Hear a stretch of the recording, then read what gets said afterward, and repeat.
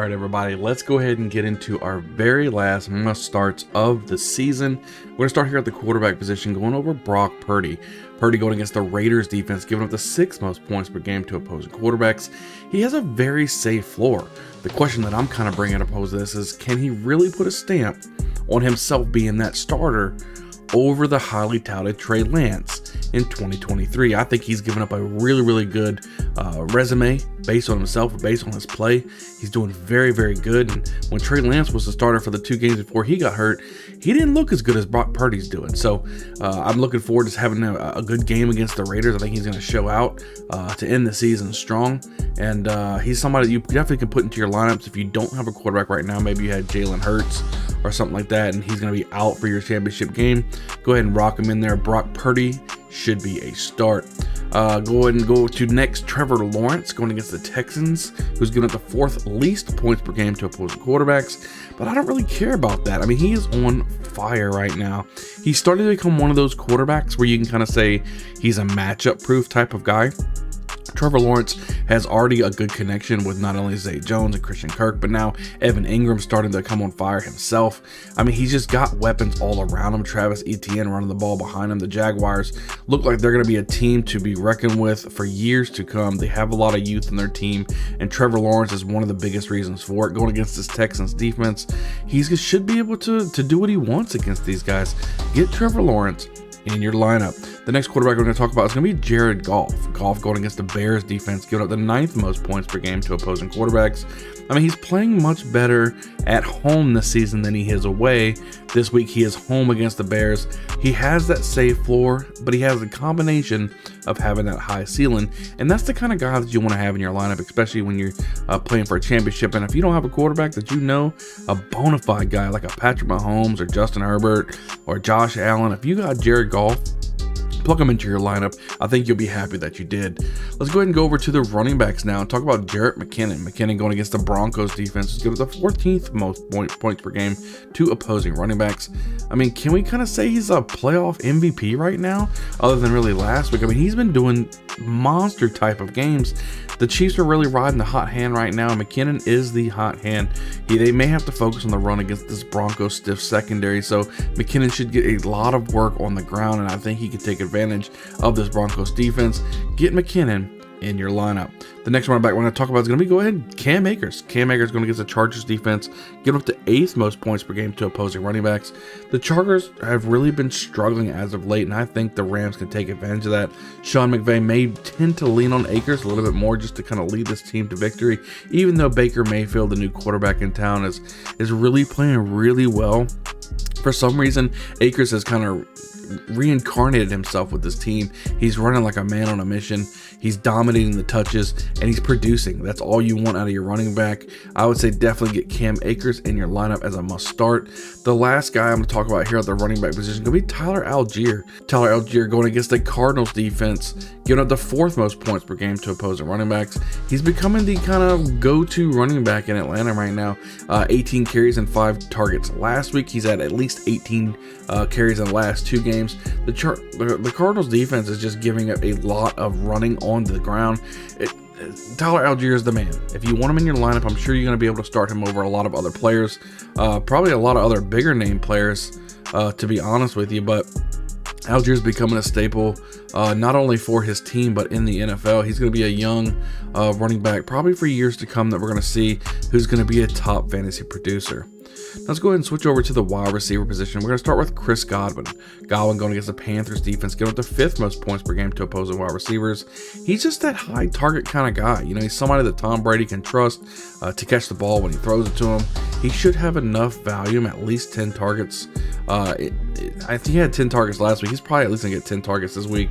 Get Chris Godwin definitely in your lineups. Next guy I'm talking about is a rookie, Christian Watson.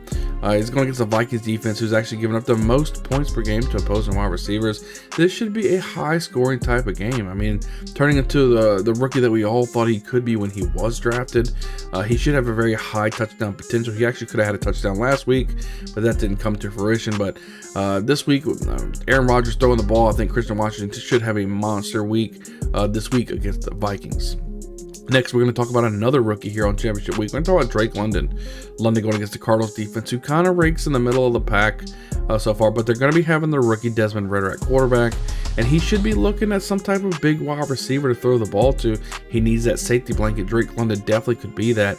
We're starting to become more involved into the game plan. Drake London started off the season really strong, then he kind of faded off a little bit, but now he's really coming on strong, becoming a part of that game plan. Like I said, I think you should definitely get Drake London in your lineup.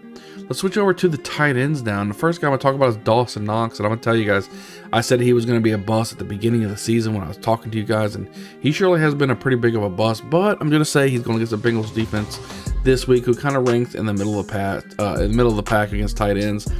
But he's had at least 5 targets in 3 straight games. He's really not the best play, but in the championship, it's hard to find tight ends that you can trust.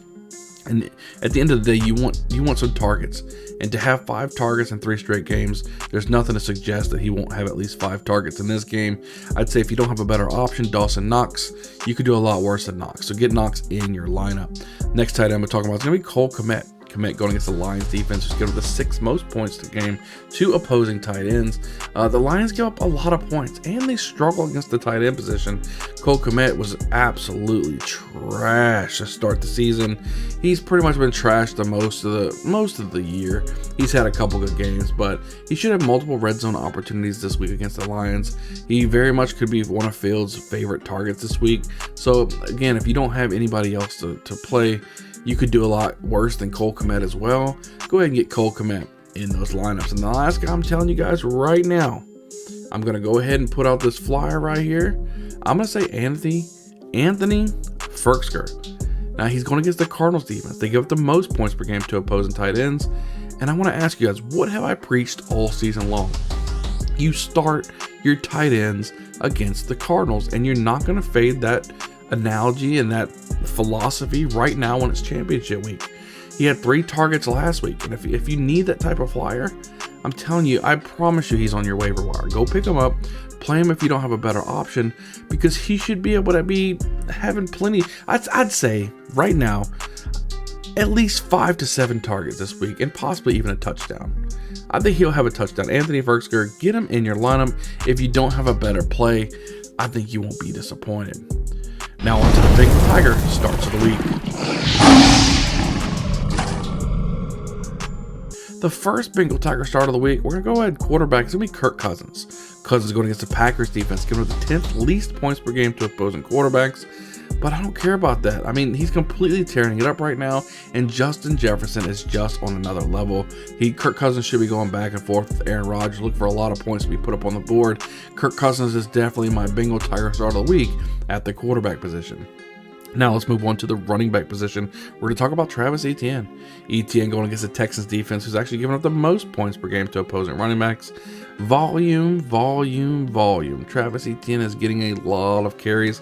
There's nobody even challenging him for any of these touches. He should be able to run all over the Texans. Now I've had the Jaguars all up in this must start, and I've got another Jaguar coming up here in a minute as well. But the Jaguars, I'm telling you, they're a young team. They're going to be good.